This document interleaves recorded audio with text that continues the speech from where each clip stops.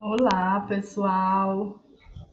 Estamos chegando aqui nas nossas últimas aulas, né? Bastante aula, nossa disciplina, né? E agora a gente já está aí nos ajustes finais. Hoje nós vamos para a nossa aula 23. Vamos falar aqui sobre o ensino de língua portuguesa e literatura na educação de jovens e adultos, na EJA, pessoal. Aqui, o objetivo da aula hoje é compreender a EJA como modalidade de educação básica e direito contínuo, analisar as especificidades do letramento e alfabetização sobre a ótica freiriana, discutir metodologias de ensino de língua e literatura voltadas aos sujeitos da EJA, refletir sobre a praxis docente no desenvolvimento da autonomia do educando da EJA.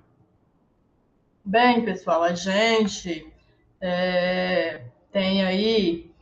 Vou fazer aqui uma breve cronologia da EJA no Brasil, né? Só para a gente contextualizar o que é a EJA, quando surgiu a EJA.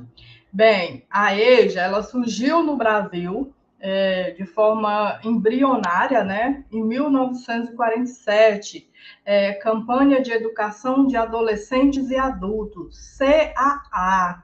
Foi a primeira experiência, né, do que hoje é a EJA, mas a CAA foi a nossa primeira experiência na educação de jovens e adultos. Em 1961, a gente tem aqui experiências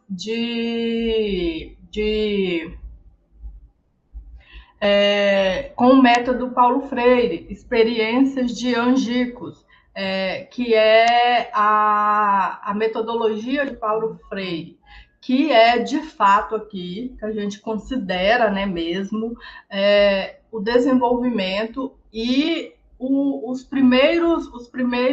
primeiras características norteadoras do que a EJA é hoje. A gente considera mesmo que foi em 1961, através do método Paulo Freire, que de fato tem-se o surgimento mesmo da EJA no país. E aí a gente tem aqui 1967, que é outra data importante, que é a criação do Mobral pela ditadura militar.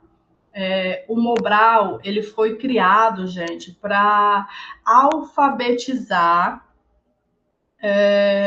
pessoas,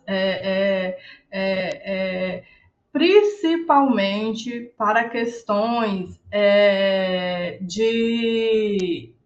de aprender a escrever o próprio nome, para poder assinar documentos, para poder votar, para poder. Então, assim, não era uma alfabetização voltada mesmo para a aquisição de conhecimento, era uma alfabetização direcionada. Os fazendeiros, os grandes empresários, eles educava, né, alfabetizava seus funcionários através do Mobral para votações. Aí, por exemplo, eles indicavam, né, os candidatos e a pessoa simplesmente ia lá e votava naqueles candidatos, sem ter autonomia mesmo e criticidade política. Temos aí 1966, que é a Lei de Diretrizes e Bases da Educação, né? Concretiza a EJA como uma modalidade educacional no nosso país, ou seja, somente em 1999 que a EJA é reconhecida pela nossa legislação educacional.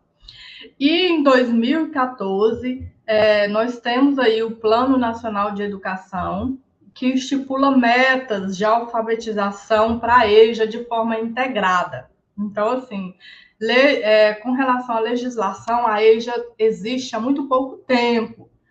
Apesar dela já existir aí há quase 90 anos, né? legalmente, de forma legal, tem muito pouco tempo, né? Temos aí também a EJA, né, como direito social, pessoal, que foi a nossa Constituição Federal de 1988. Foi o primeiro pontapé aí que colocou que era dever do Estado, né, o ensino fundamental obrigatório e gratuito, que deveria ser assegurado, inclusive, para todos os que a ele não tiveram acesso à idade própria. Ou seja, a EJA não é assistência, é justiça reparadora e equitativa, pois até então, como o método Paulo Freire, o Mobral, o CAA, esse tipo de ensino era tipo uma assistência social. E aí, somente com a Constituição de 88 é que ela deixa de ter esse caráter assistencialista e passa a ter um caráter de justiça mesmo, de reparação social com essas pessoas que não tiveram acesso à educação na idade certa, na idade própria.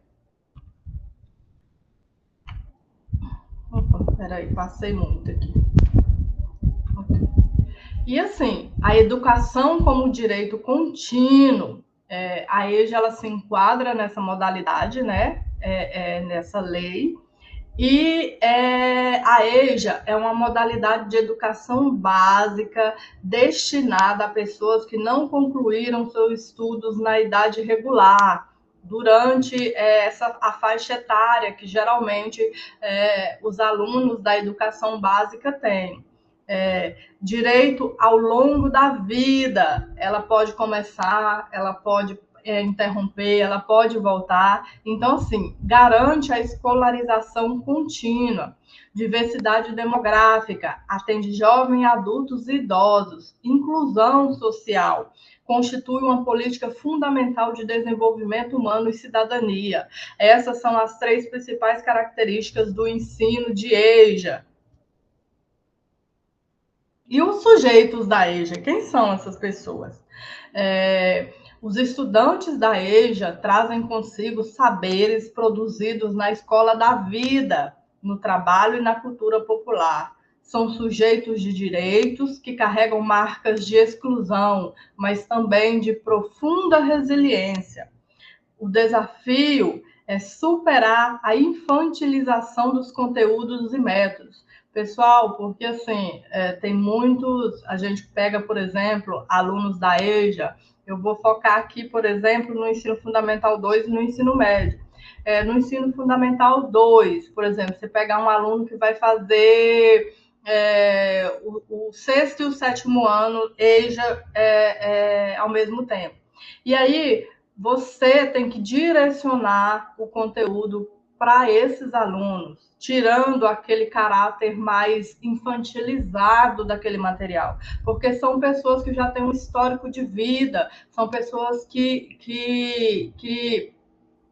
trabalham, são pessoas que, alguns até aposentados. Então, assim, superar esses conteúdos voltados para crianças e adolescentes, por exemplo, de 13 a 18 anos. Então, assim, trabalhar conteúdos apropriados para a idade dessas pessoas que cursam a EJA. E sempre, pessoal, reforçar que busque material, atividades, façam práticas e adotem metodologias que privilegiem a história de vida dessas pessoas. Temos aqui também. Meu Deus, agora não quer passar. Temos aqui também as raízes do saber. Quem são esses estudantes da EJA?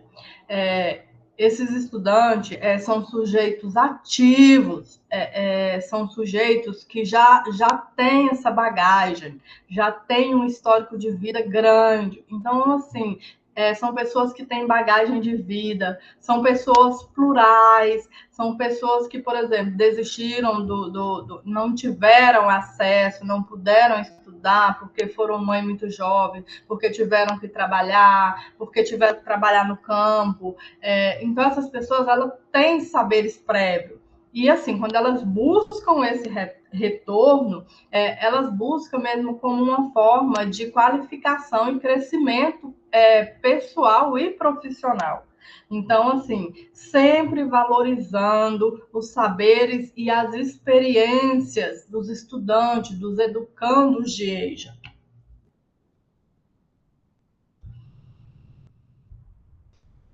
E aqui eu vou trazer um pouquinho de Paulo Freire, da educação dialógica, pessoal, porque foi graças a Paulo Freire que a EJA é o que é hoje em dia. Ele conseguiu, através do método dele, provar que a EJA ela podia ir muito além apenas daquela alfabetização eleitoral, daquela alfabetização tecnicista.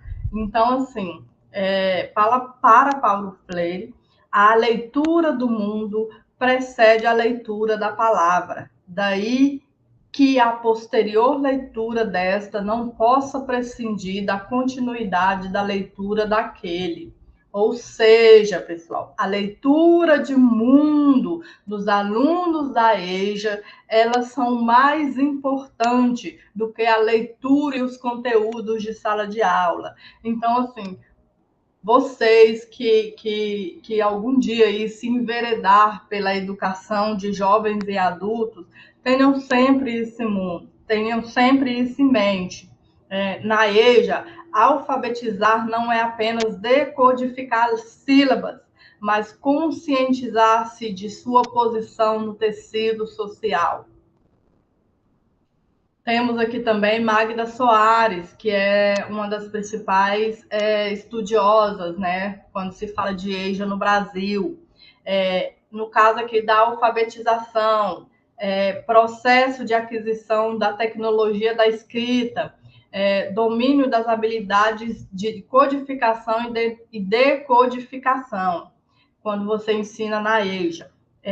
E no caso do letramento, inserção nas práticas sociais que envolvam a língua escrita.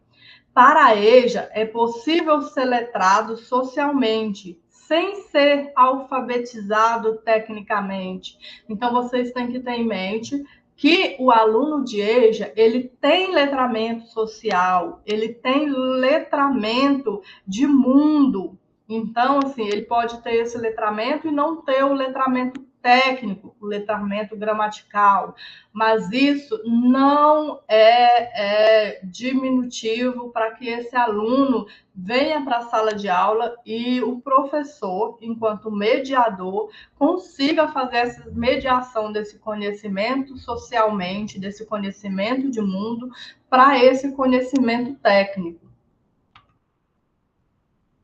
Temos aqui Angela Keyman, que ela é estudiosa da prática de letramento e ela trabalha também essa questão da EJA.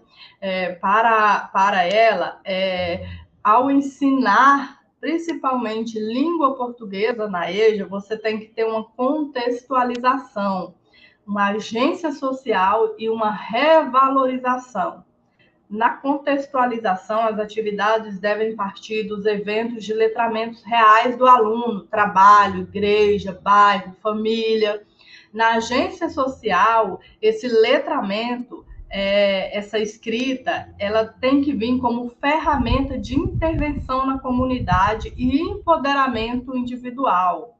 Já na revalorização, o professor ele tem que trabalhar respeitando a variedade linguística do educando, contra o preconceito linguístico institucional. Então, se já é errado trabalhar a questão do certo e errado em língua portuguesa, em qualquer nível da educação básica, na EJA isso aqui é proibidíssimo, pessoal. Não existe essa questão de certo ou errado na EJA, porque senão você acaba afastando aquele aluno da sala de aula. E aqui, quais estratégias adotar, né, para se trabalhar na EJA língua portuguesa? Você pode trabalhar rodas de conversas, você pode trabalhar projeto de leitura e leitura compartilhada, oficinas de escrita, uso de músicas e manifestações culturais locais, produção de memórias e autobiografias. Pessoal, isso aqui é uma metodologia riquíssima quando você trabalha EJA. Trabalhar memórias e autobiografias, porque isso aqui desperta neles um brilho no olhar quando eles contam as histórias de vidas deles. Trabalho orientado por temas geradores, a aprendizagem significativa e contextualizada. As metodologias e práticas no ensino de EJA, elas têm que fazer sentido, elas têm que ter significado e contexto para aquele aluno. E aqui, metodologias e práticas, né? Temos aqui, por exemplo, investigação, tematização, problematização. A investigação, você pode trazer pesquisas e problemas reais vividos pela turma. Na tematização, você pode trabalhar diálogos sobre os temas e descobertas das palavras-chave, tipo tijolo, salário, voto, e aí você pode contar a história dessas palavras. Problematização, desafios de superar a visão mágica da realidade por uma visão crítica e transformadora. Então, assim, quando você trabalha temas geradores na EJA, você tem que sempre se orientar por essas três características: tematização, investigação e problematização. E no ensino de língua portuguesa com relação à norma e uso, né? A norma padrão e o uso cotidiano. Trabalhar variação linguística, trabalhar a língua como sistema heterogêneo, valorizando o falar regional e popular desses estudantes. E trabalhar a adequação, ensinar o monitoramento linguístico, saber usar a norma padrão em determinadas situações, sem anular a linguagem de origem desses alunos. E como trabalhar literatura na EJA? Trabalhar principalmente memória e identidade. Quando você pode trabalhar, por exemplo, autoria, mediação, regionalismo. Em autoria, você pode fazer produções de memórias e biografias.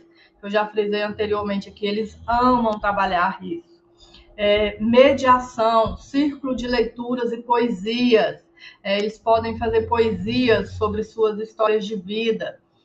Regionalismo, trabalhar literatura e o território cerrado. Você pode trabalhar essas questões, porque, por exemplo, geograficamente, pessoal, esses alunos da EJA, principalmente aqueles mais idosos, eles têm profundo conhecimento sobre território, sobre geografia, sobre natureza, sobre ervas medicinais, sobre plantas. Então, você pode trabalhar isso em textos literários.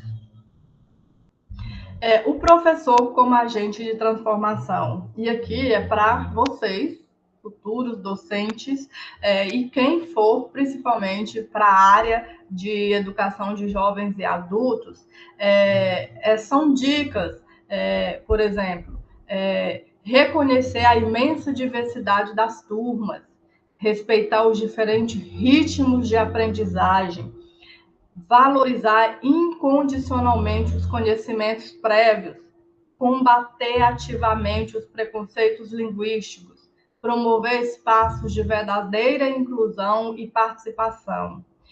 O docente, ele tem que trabalhar, pessoal, principalmente de forma ética. Docente que trabalha com EJA tem que ser pessoas com profunda empatia. Porque o docente, o papel do docente na EJA vai muito além de ensinar regras. O docente da EJA é um mediador de conhecimento e um facilitador da cidadania ativa. Então, tenham sempre isso em mão. se trabalhar com educação básica, ensino fundamental 2, ensino médio, já é trabalhar mediação, já é reconhecer as diversidades, já é valorizar conhecimentos prévios dos seus alunos, na EJA isso é fundamental. E o professor, ele tem que ter um compromisso ético, porque ele tem que ter todo um cuidado, todo um carinho, toda uma metodologia e prática que muitas vezes vai extrapolar a sala de aula com relação à EJA. Então, assim, sempre lembrando, ninguém educa ninguém, ninguém educa a si mesmo. Os homens se educam entre si, mediatizados pelo mundo. O professor de EJA é, acima de tudo, um mediador da esperança e da cidadania plena. Ou seja, pessoal, aqui é aquele velho ditado que nossos pais costumam falar. Deixa que o mundo ensina. E sim, no caso da EJA, o mundo já ensinou. E quando esses alunos vêm para a sala de aula, eles já têm esse conhecimento de mundo. Então, o que eles buscam são conhecimentos técnicos, mas que façam sentido para esse conhecimento de mundo que eles já têm. Então, essa é a nossa aula, né? 23. Até nossa próxima. E só para finalizar aqui, ó, eu vou fazer uma consideração final. Ensinar na EJA é reconhecer que cada estudante traz consigo histórias, saberes e experiências que enriquecem o processo educativo. O direito à palavra é o direito de existir. Muitos alunos de EJA, pessoal, não sabem nem escrever os próprios nomes. Então, assim, toda essa empatia para quem for aí um dia se enveredar pela docência na educação de jovens e adultos. Nossas considerações finais, né, referências finais, Paulo Freire, né, ele trabalha muito essa questão desse ensino técnico, valorizando o conhecimento de mundo. Magda Soares, Hildo Consum, Antônio Cândido e Miguel Arroio. Eles embasam bem quando a gente trata de EJA. Então é isso, pessoal. Até nossa próxima aula. Lembrando que nessa aula da EJA a gente terá uma atividade, tá bom? É uma entrevista, lá na plataforma A vai estar explicado, e essa atividade vai valer 2 pontos, pessoal, tá bom? Então fiquem atentos, não percam os prazos, façam as atividades anteriores também, tá bom? Então é isso, até nossa próxima aula.